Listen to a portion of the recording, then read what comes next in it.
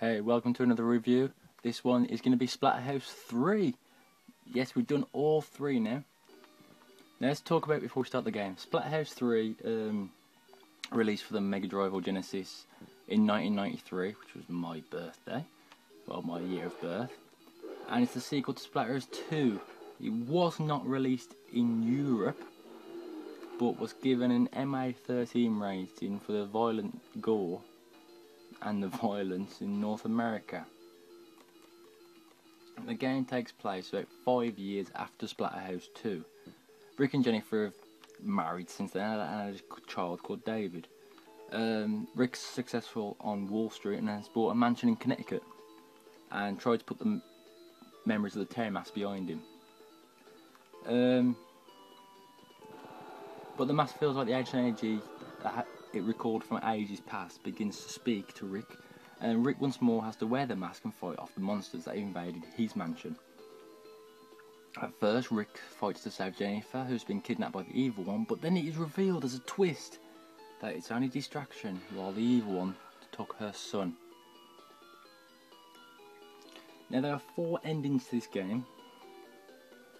You've got a bad ending, a Jennifer dying ending, a David dying ending, and a good ending. Basically, a bad ending if both of them die and you can't save them. It states that Rick stands alone, the weight of failure hangs heavily upon him. It just shows a picture of him and his family with the words alone, all alone. If Jennifer dies, Rick, there's the normal ending, but Jennifer only exists as a memory, and it shows David asking where his mother is, and that fades away. If David dies, ending goes on as usual, but David being only a memory instead. Then Jennifer asks Rick where David is, and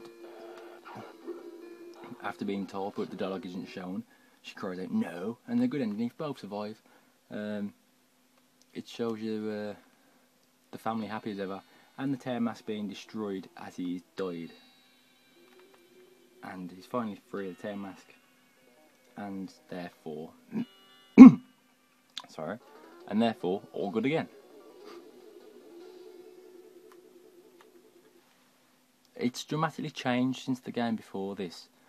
Instead of having a 2D environment, you now have more of like a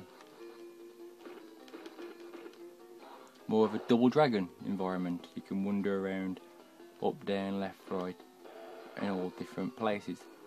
The moves and weapons are still similar to the original 2, and you have to wander through doors and God knows what. Basically, it's a non-linear exploration, so it's not really a side scroller. It's still a beat 'em up horror though. This game has 6 levels instead of 8.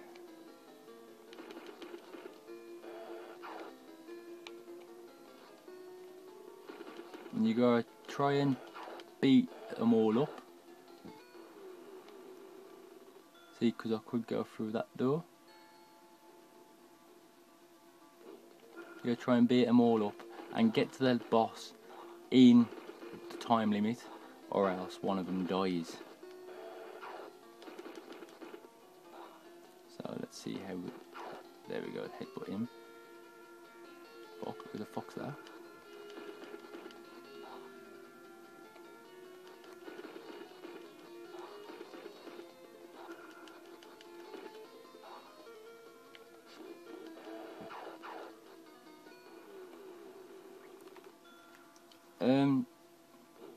Doesn't it affect the gameplay? Just running out of time changes the plot of the game, which is quite weird. And you've got a power meter which you can fill up at the bottom of the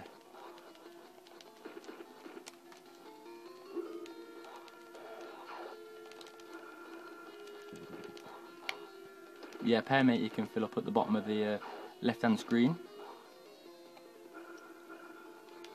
Oh shit, my life's dramatically going down because people aren't dying.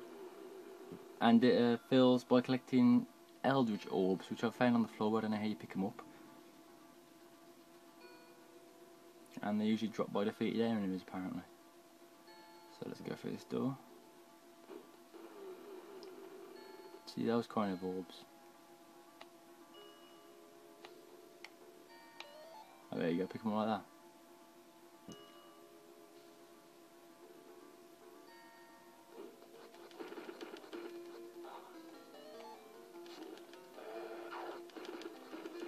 So let's talk to you about this game.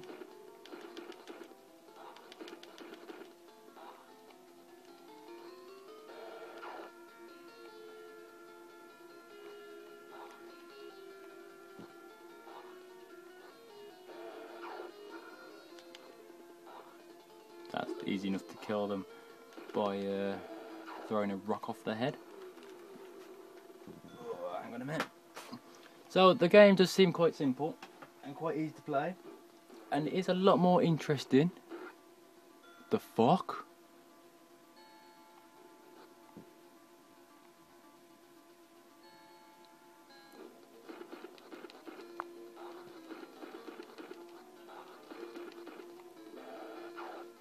Okay, that's power. Oh, it's like the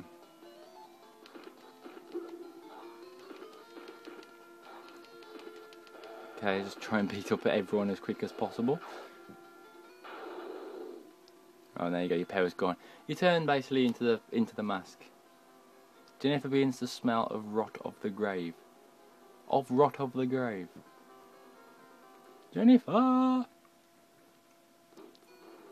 Like I said, your main target is to try and rescue your girlfriend. Now, these players do keep going back on themselves because they've picked the wrong doors and God knows what, and it does get quite hard after a bit. But overall, the gameplay is definitely 7 out of 10, but a bit better than my last.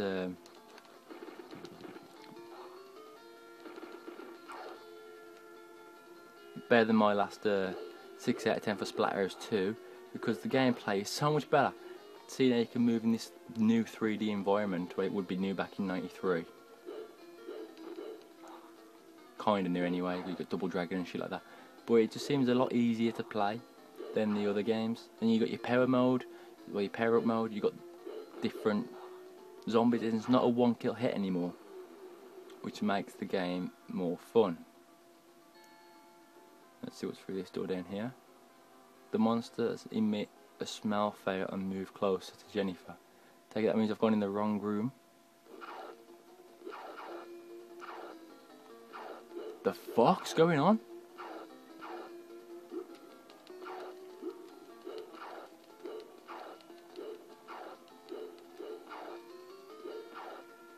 Okay. Just go in this room. I don't know what the fuck's going on. I honestly don't. What the fuck is that? It's the ball bag again? The ball bag's back from Splatterhouse 2? Oh, so it's dead anyway. What's through here? The fuck's this? Oh, it's life. So the red orby brain type things are life. And the silver blue ones are power, I presume so then.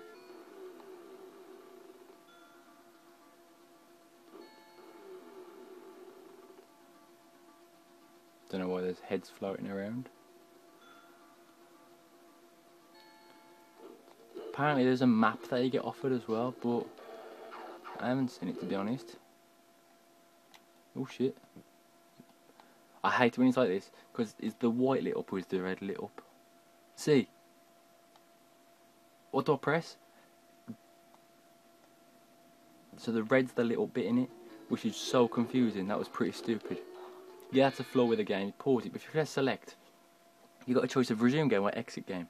Now the white, you automatically presume that means exit game. So you go on resume game, and you click that, and it's do you want to exit? So no, and then you get more confused by going, so he's white, yeah, so it must be, so red equals no, which is quite weird to be honest.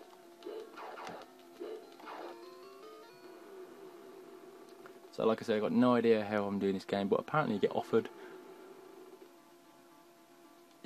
a map at the end of each level. Fucking hell, more ball bags. They really look like fucking stupid. A bit of life. I'll bring this review to an end in a minute.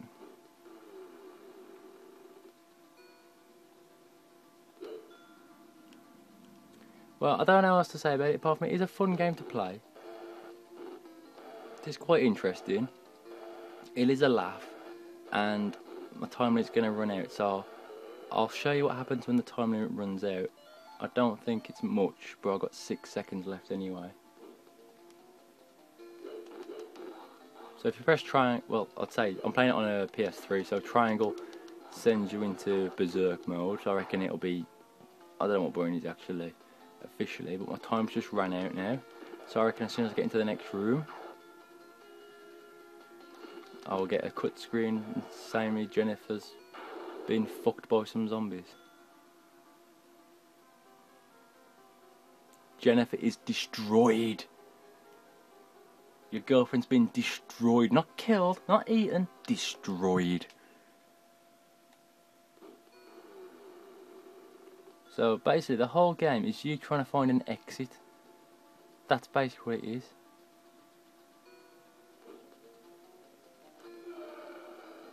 Fuck's sake, I've had enough of these fucking dildos. Fuck off, fuck off, fuck off, fuck off. Da da da. Fat fuckers.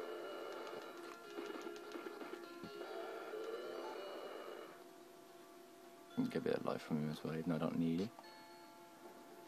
Okay. So yeah, I'm going to end this review anyway, because I don't know what else really to say about the game, apart from it is a laugh. It is alright, it does get quite stressful because you don't know where you're going half the time. But I mean overall, I would say get it, but it's a North American release only, so if you're in North America, I'd say buy it.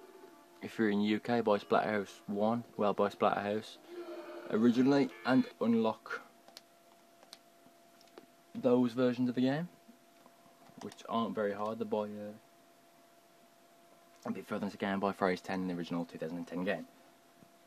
But yes, that was Splatterhouse 3 reviewed, and overall, I'm gonna change my 7 to 6.5 because I do think it could have been better, but at the same time, it could have been worse.